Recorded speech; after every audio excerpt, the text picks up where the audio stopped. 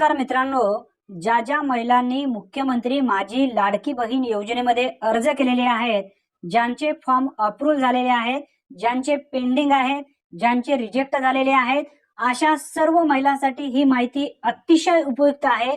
विशेष करून ज्यांचे अप्रूव्ह झालेले आहेत अशा लाभार्थ्यांसाठी ही माहिती महत्त्वपूर्ण आहे।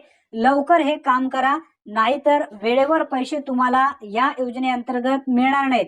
पूर्ण डिटेल्स माहिती समजून घ्या। तत्वरी चॅनलवरती पहिल्यांदा झाला असाल तर चॅनलला सबस्क्राइब करून बेल नोटिफिकेशनला क्लिक करा। चला तर मग व्हिडिओ सुरू करूया। ज्या महिलांनी मुख्यमंत्री माझी लाडकी बहीण योजनेअंतर्गत अर्ज केलेले आहेत अशा प्रत्येक महिलांनी सर्वप्रथम गुगल मध्ये आधार लॉग इन या नावाने सर्च करा। सर्च केल्यानंतर पहिली वेबसाईट या ठिकाणी दिसेल तुम्हाला माय आधार लॉग इन ची। ही ऑफिशियल वेबसाईट आहे आधार कार्डची। यावरती तुम्हाला क्लिक करायचंय। यावरती क्लिक केल्यानंतर तुम्हाला लॉग इन नावाचा एक ऑप्शन या ठिकाणी दिसेल, त्यावरती इथं क्लिक करायचंय। क्लिक केल्यानंतर तुमच्याकडे आधार क्रमांक असणं आवश्यक आहे। म्हणजे जर तुमच्याकडे आधार नंबर असेल तर तो आधार नंबर तुम्हाला या ठिकाणी टाकायचा आहे। त्यानंतर खाली जो कॅप्चा दिलेला आहे तो कॅप्चा टाकायचा आहे आणि लॉग इन विथ ओटीपी यावरती क्लिक करायचं आहे। आधार नंबर टाकला, कॅप्चा जो असेल जशाच तसे या ठिकाणी टाकायचा आहे आणि लॉग इन विथ ओटीपी यावरती क्लिक करायचं आहे।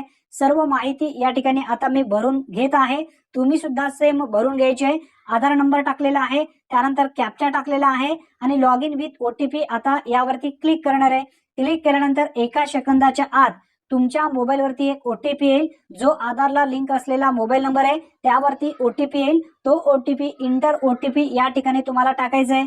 काही क्षणाच्या आत तुम्हाला ओटीपी येईल। ओटीपी आलेला आहे तो ओटीपी या ठिकाणी कॉपी करून घ्यायचा आहे किंवा लिहून घ्यायचा आहे आणि ओटीपी या ठिकाणी इंटर ओटीपी या ठिकाणीच टाकायचा आहे आणि लॉग इन या बटनावरती क्लिक करायचं आहे।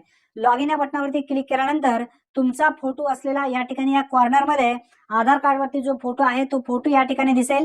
त्यावरती टच केल्यानंतर पूर्ण आधार तुम्हाला दिसेल।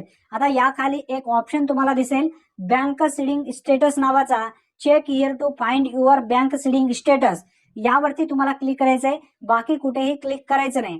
यावरती क्लिक केल्यानंतर एका सेकंदाच्या आत कोणत्या बँकेला तुमचा अंगठा आहे, कोणत्या बँकेत तुमचा आधार लिंक आहे। भरपूर अशा महिलांनी आता नारी शक्ती दूत ऍपच्या माध्यमातून अर्ज करत असताना एक पासबुकचा झेरॉक्स दिलेला आहे, परंतु आधारला लिंक नेमकं तो अकाउंट आहे का दुसराच लिंक आहे हे या ठिकाणी तुम्हाला समजून येणार आहे। बँकेचं नाव या ठिकाणी दर्शवलं जात आहे। बँक सीडिंग स्टेटस मध्ये ऍक्टिव्ह जर असेल तर तुम्हाला काही करण्याची गरज नाही। या ठिकाणी तुमचं खातं ऍक्टिव्ह आहे।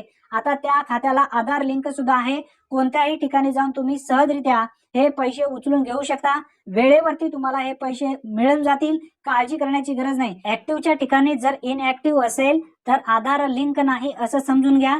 ज्या बँकेचे खाते तुम्ही नारी शक्ती दूत ऍप मध्ये अपलोड केलेले आहे त्या बँकेत जाऊन आधार लिंक करून घ्या। ज्यांचे नाहीत सर्वप्रथम या ठिकाणी चेक करा, म्हणजे सर्व तुम्हाला समजून येणार आहे। अतिशय महत्त्वपूर्ण ही माहिती आहे। जास्तीत जास्त मित्रांपर्यंत नक्की शेअर करा। धन्यवाद।